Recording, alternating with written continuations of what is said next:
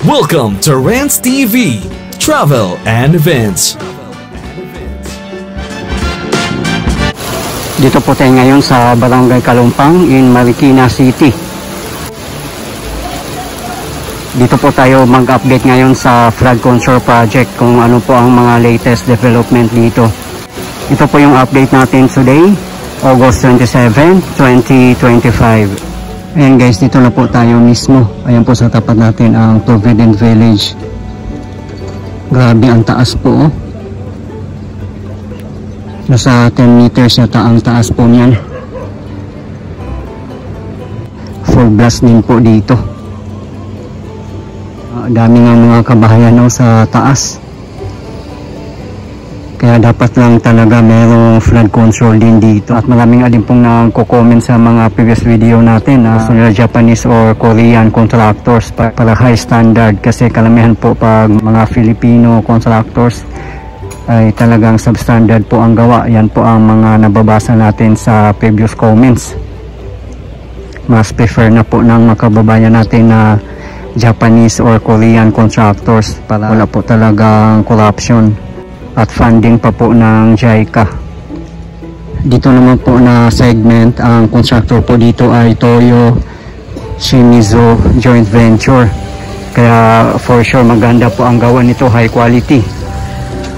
Alam naman po nating lahat guys, no? At aware naman po tayo sa kinakaharap ng ating pamahalaan ngayon. At lahat po tayo apektado dahil nga po sa corruption ng flood control projects. Tayo pong mga mamamayan magsasuffer dahil po sa baha.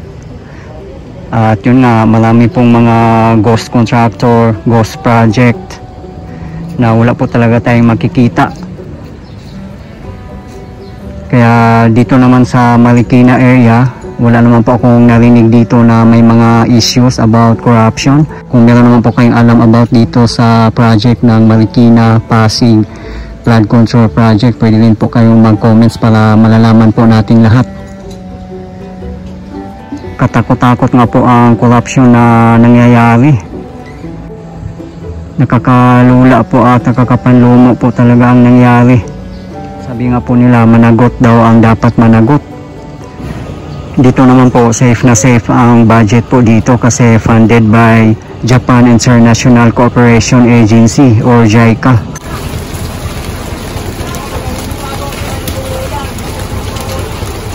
Yan guys, oh, 6 PM na at overtime pa rin ang mga hardworking workers natin. Grabe, rain or shine.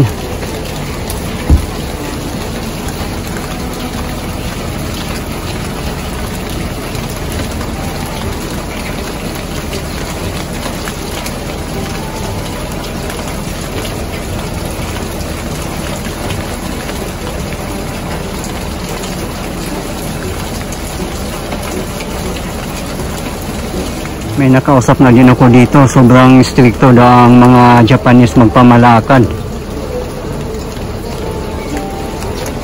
Proven and tested naman po talaga ang mga gawa nila, high quality, hindi po talaga substandard. At doon nga po sa tapat natin ang Provident Village, ayan, no.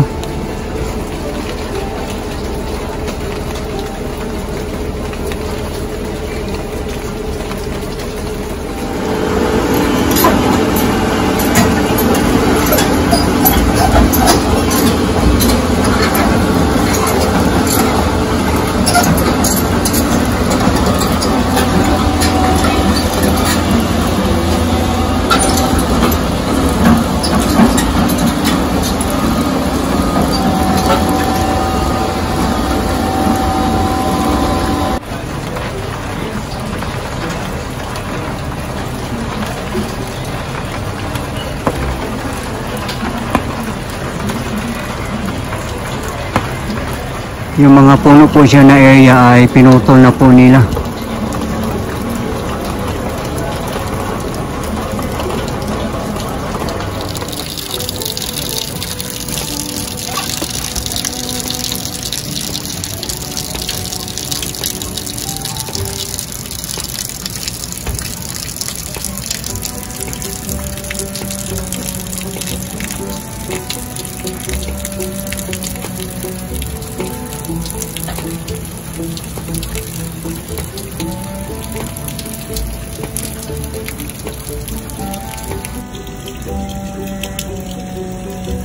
Ayan po, may nagawa na rin po sila.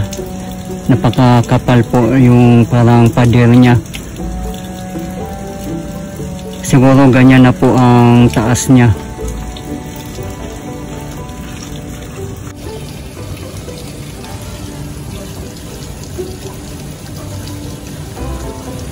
Ayan po yung existing na riprap.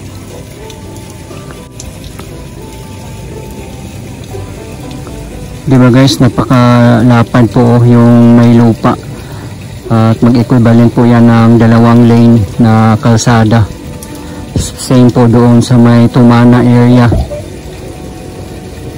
Yan, daming basurang nakalutang. Oh. Ang lakas din po kasi ng ulan. Hanggang ngayon nga po, maulan-ulan pa rin po.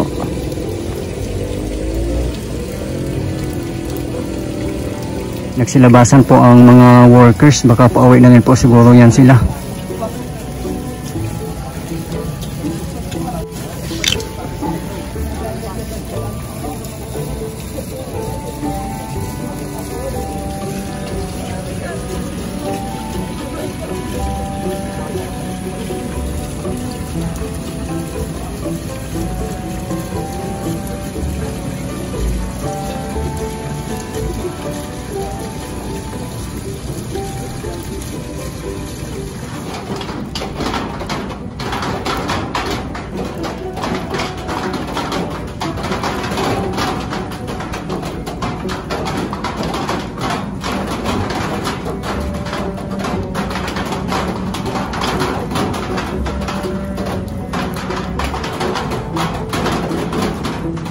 Dito naman na area ay ginagawa na po nila yung riprap.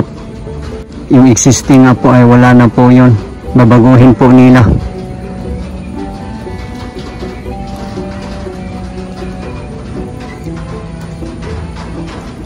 Dito na area, ito na pong ginagawa nila dito. Yung wall na pass slope or riprap yata ang tawag niyan. Lumang riprap dito ay wala na po. Binago na po nila.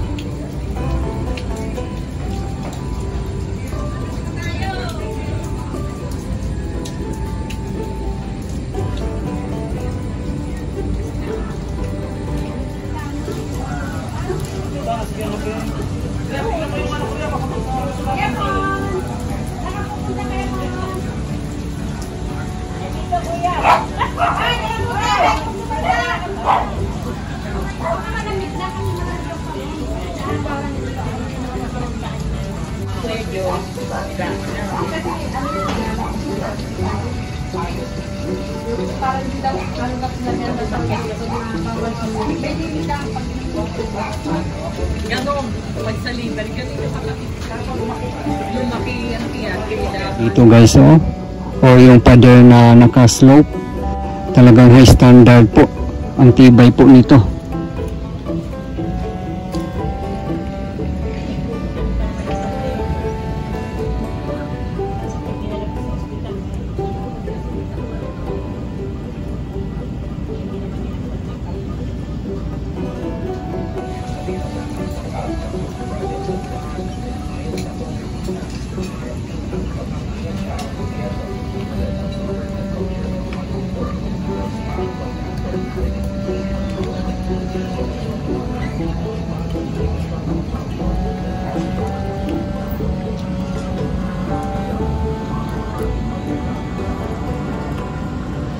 Ayan, ito yung mga lumang riprap.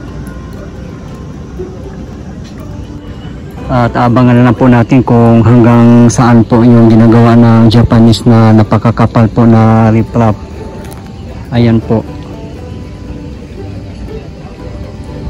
At sa baba po niyan, for sure gagawin po nila ng kalsada yan ng mga 2 lanes. Katulad po doon sa may Tumana area or sa may bayan.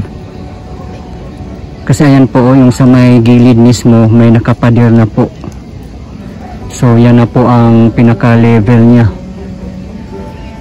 Diyan na po sa bandang unahan natin ang Riverbanks at saka SM City Marikina. Idudugtong nga po ito. So kung matatapos na po yung area dito, let's say galing po kayo ng SM Marikina, pwede na po kayong maglakad, mag-jogging or mag-bike papunta po dito or papuntang bayan.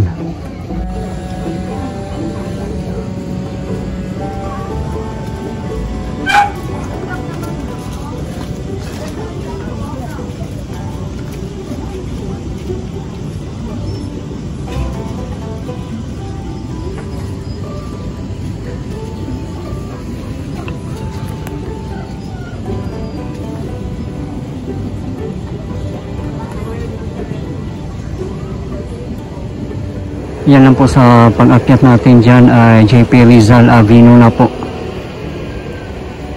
Medyo mataas-taas na po dyan na area. Hindi na po siguro sila abutin ng baha dyan. Pero sa kinatatayaan natin, sobrang baba po dito. Ayun po sa tapat natin may mga lamppost na rin po doon. Dito naman na area wala pa. Kung matatapos na po yung flood control dito, of course magkakaroon din po ng river park, esplanade, bike lanes. Pwede na po tayong mag-walking, mag-jogging dito sa kahabaan ng Marikina River. Katulad po doon sa may Tumana area, ang lapad po, mga 2 lanes din po ang dadaanan.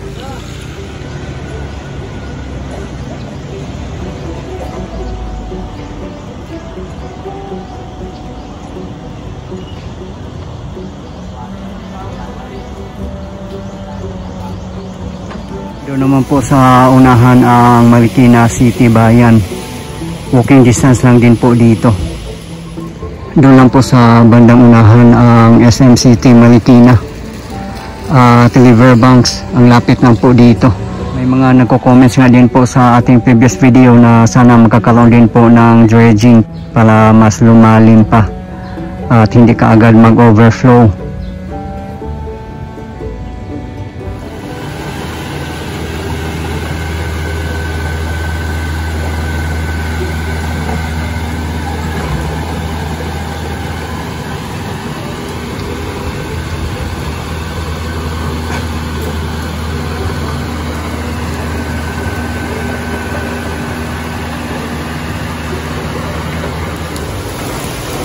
Umuulan po ngayon, grabe, ang lakas din po.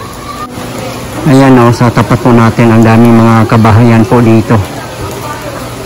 Sa bandang unahan po ay JP Rizal na po.